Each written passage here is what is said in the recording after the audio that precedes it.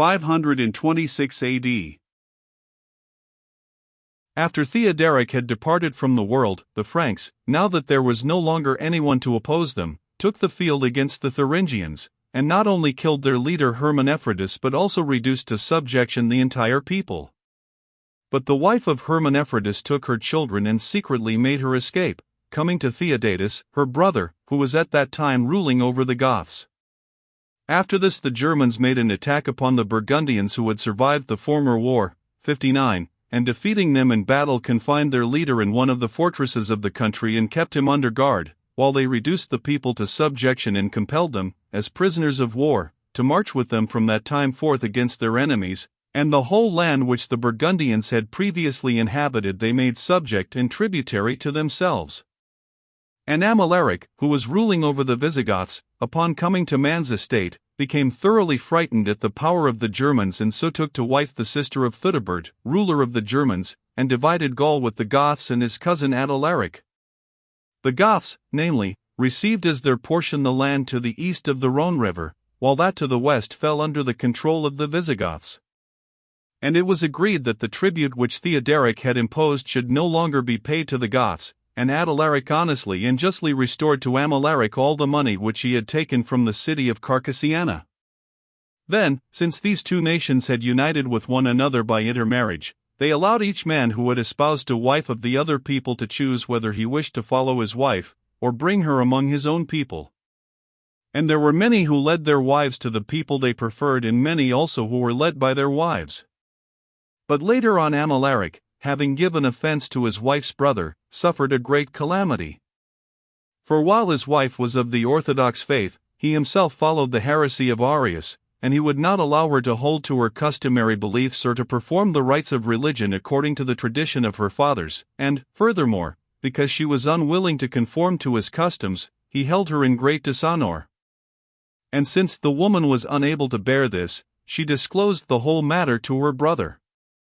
For this reason, then, the Germans and Visigoths entered into war with each other. 531 AD and the battle which took place was for a long time very stoutly contested, but finally Amalaric was defeated, losing many of his men, and was himself slain. And Theudebert took his sister with all the money, and as much of Gaul as the Visigoths held as their portion. And the survivors of the vanquished emigrated from Gaul with their wives and children and went to Theudis in Spain, who was already acting the tyrant openly. Thus did the Goths and Germans gain possession of Gaul. But at a later time, 60, Theodatus, the ruler of the Goths, upon learning that Belisarius had come to Sicily, made a compact with the Germans, in which it was agreed that the Germans should have that portion of Gaul which fell to the Goths, and should receive 20 centenaria, 61, of gold, and that in return they should assist the Goths in this war. But before he had as yet carried out the agreement he fulfilled his destiny. 526 AD was for this reason, then, that many of the noblest of the Goths, with Marsyas as their leader, were keeping guard in Gaul. It was these men whom Vitiges was unable to recall from Gaul, 62, and indeed he did not think them numerous enough even to oppose the Franks, who would, in all probability, overrun both Gaul and Italy, if he should march with his whole army against Rome. He therefore called together all who were loyal among the Goths and spoke as follows. The advice which I have wished to give you, fellow countrymen, in bringing you together here at the present time, is not pleasant, but it is necessary, and do you hear me kindly, and deliberate in a manner befitting the situation which is upon us.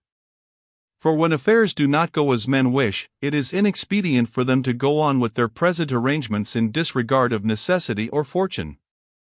Now in all other respects our preparations for war are in the best possible state. But the Franks are an obstacle to us. Against them, our ancient enemies, we have indeed been spending both our lives and our money, but nevertheless we have succeeded in holding our own up to the present time, since no other hostile force has confronted us. But now that we are compelled to go against another foe, it will be necessary to put an end to the war against them, in the first place because, if they remain hostile to us, they will certainly array themselves with Belisarius against us, for those who have the same enemy are by the very nature of things induced to enter into friendship and alliance with each other. In the second place, even if we carry on the war separately against each army, we shall in the end be defeated by both of them. It is better, therefore, for us to accept a little loss and thus preserve the greatest part of our kingdom, than in our eagerness to hold everything to be destroyed by the enemy and lose at the same time the whole power of our supremacy. So my opinion is that if we give the Germans the provinces of Gaul which adjoin them, and together with this land all the money which Theodatus agreed to give them, they will not only be turned from their enmity against us, but will even lend us assistance in this war. But as to how at a later time, when matters are going well for us, we may regain possession of Gaul, let no one of you consider this question. For an ancient saying, 63, comes to my mind, which bids us settle well the affairs of the present. Upon hearing this speech, the notables of the Goths, considering the plan advantageous, wished it to be put into effect. Accordingly, envoys were immediately sent to the nation of the Germans, in order to give them the lands of Gaul together with the gold, and to make an offensive and defensive alliance. Now at that time the rulers of the Franks were Ildebert, Theudebert, and Cloadarius, and they received Gaul and the money, and divided the land among them according to the territory ruled by each one, and they agreed to be exceedingly friendly to the Goths, and secretly to send them auxiliary troops, not Franks, however, but soldiers drawn from the nations subject to them. For they were unable to make an alliance with them openly against the Romans, because they had a little before agreed to assist the emperor in this war. So the envoys, having accomplished the mission on which they had been sent, returned to Ravenna. At that time also the Tejas summoned Marcius with his followers. Footnotes 59, cf. Chapter 12. 24 ff. 60, Procopius resumes his narrative, which was interrupted by the digression beginning in Chapter 12. 61, cf. Book I, 22. 4, 3. 6, 2 and note. 62, cf. Chapter 11. 28, 63, cf. Tuke. I 35, theta sigma theta alpha iota to omicron rho alpha rho nu, to deal with the actual situation, Hork od. 3, 29, 32, quod adeest memento componere.